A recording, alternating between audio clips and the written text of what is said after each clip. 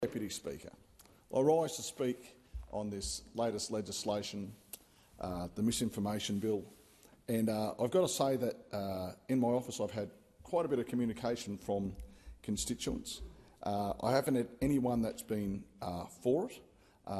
They've all been against the bill, and some of the views can be quite extreme, which you expect. It tends to push a nerve with some people.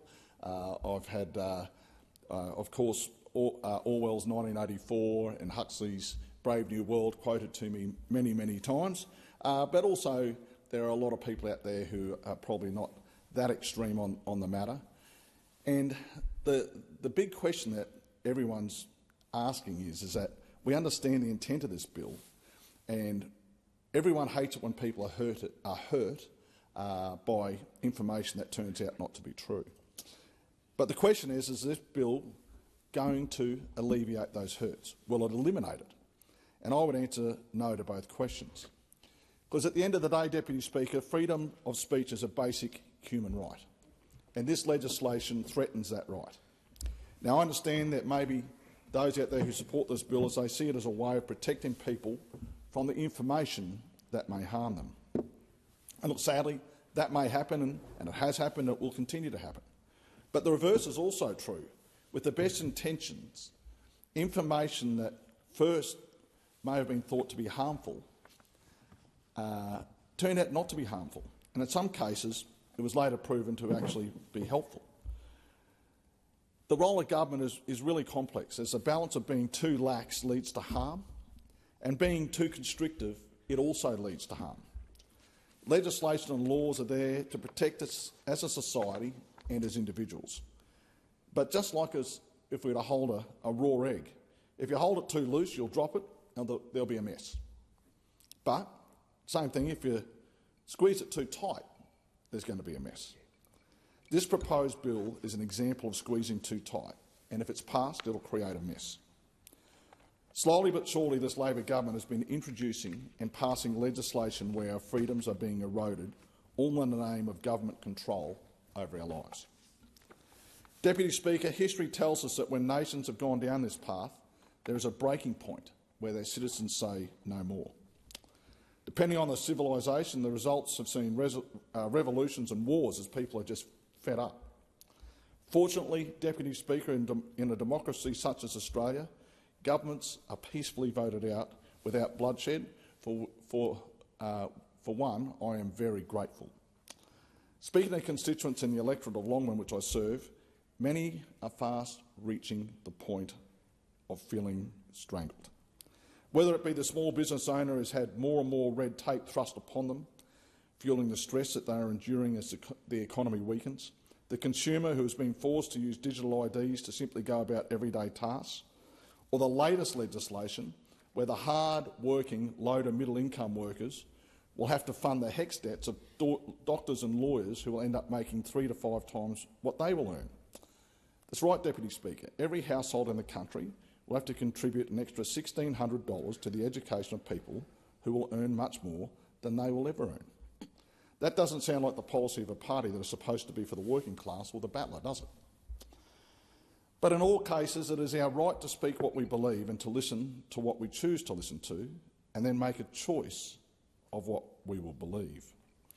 Ironically, the very place I stand in making this speech against this communist-style bill allows me the freedom to make this speech. Now, of course, Deputy Speaker, there will be those who honestly believe that this will protect people from harm and should be implemented. But the question I ask these people is, who is the arbiter of truth? Who decides what is misinformation?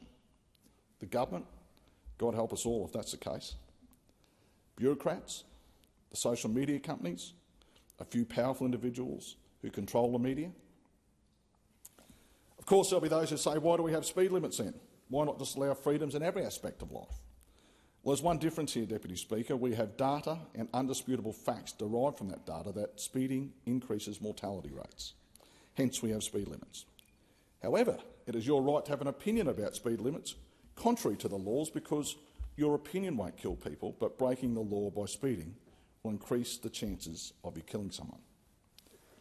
No, Deputy Speaker, we have laws in place where if you feel you have been wronged or misled, you can proceed through the court system and seek justice there. Part of being human is the freedom to make your own choices and live with the consequences of these choices, both good and bad. If there's only one point of view on a subject, then this is not a choice. And without choice, our humanity is taken away from us. The other component of this bill I despise is the inference that uneducated people have no value and aren't allowed to voice their opinion. I refer to the component of the bill that exempts academics, scientists and artists. I'm often bemused that many of the most successful people I know in business are the most uneducated, and in many cases have the educated working for them. Yet their opinions and points of view, often learnt through real life, enduring sometimes painful experiences, have no value to compared to someone who has learnt it in theory from a textbook under this proposed legislation. For me, information and opinions from both the educated and uneducated need to be available, so I can watch or listen to both, as they both have value. That should always be my choice. Mark Zuckerberg, Bill Gates, Richard Branson, Steve Jobs all have one thing in common. They never had a university degree when they started their businesses. They learned on the job. But under this legislation, it could be that if I wanted to watch a YouTube video on success in business from one of these highly successful individuals, and whoever the almighty arbiter of truth is deemed their opinion and content as misinformation, as they are not academics, it could be banned. What about when it comes to someone's own health? And speaking to many different people, I have people who swear by naturopathy, Reiki, bone therapy, chiropractic, the list goes on and on. If the great arbiter of truth was driven by the AMA or Big Pharma, would any information from these alternate health providers that may not meet the academic level be banned under misinformation? No, all sides need to be able to put their point of view across or sell their message. Then it is up to the individual to make a choice on how they care for their body's health needs. What about spiritual matters? Matters of religion and faith are extremely personal, and more in our modern society, people who are searching for meaning in their life are using the internet and social media platforms to avail themselves of different points of views before making a decision. So again, if the great arbiter of truth was an atheist, does this mean that information on Hindu, Muslim, Christian and all other faiths would be banned as misinformation? What if the great arbiter of truth was a Buddhist? Does this mean that all information about other faiths, including atheism and humanism, would be banned? The core problem is that the bill empowers digital platforms and government bureaucrats or whoever the great arbiter of truth is to determine whether or not a religious belief is reasonable. This point is well made in a submission on the bill by the combined faith leaders, representing a large number of faiths, including the Anglican, Presbyterian, Baptist churches and the Shia Muslim community. The submission notes that digital providers will be assessing whether the content of a religious belief is reasonable in determining whether or not it is misinformation. This is the same as saying that providers are empowered to determine whether the teaching is reasonable in itself. As the submission states, this reasonableness test is highly inappropriate to be applied to religious speech. Deputy Speaker, what's next? We tell people what to eat? We ban certain foods because we think they are bad for people? Again, it's our right to choose to eat a nutritious diet, and we do so. Normally this choice leads to a longer, happier life with less medical issues. But it's also someone's right to make bad dietary choices, which can increase their chances of diabetes, obesity and a shortened lifespan. Of course, there is information that warns people of the consequences of unhealthy choices, but we respect their right to choose how they look after their body. History shows us that we were bombarded with information on how terrible it was to eat eggs, with a small minority disagreeing with this viewpoint, who in the end would prove to be right. What if they've been muzzled under misinformation? People still may not have been eating eggs and enjoying not only their delicious taste, Deputy Speaker, but their numerous health benefits. But I think there's a more sinister reason behind this bill, and that reason is political.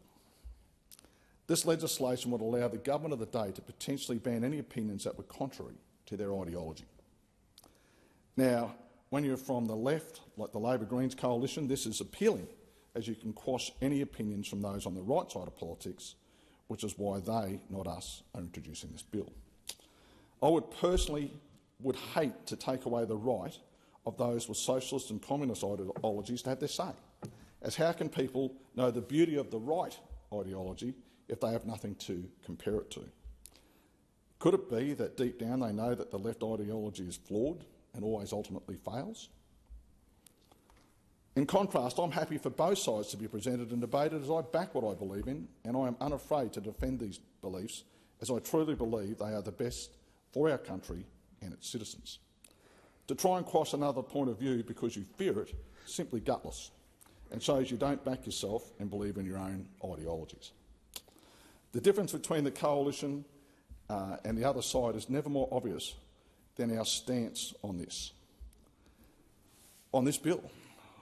While we may disagree with the Labor Greens ideologies, I know that I will fight for the death for their right to express it, whereas they will do all they can to suppress us over us expressing our views with bills such as this. This is why, Deputy Speaker, I will not be supporting this bill.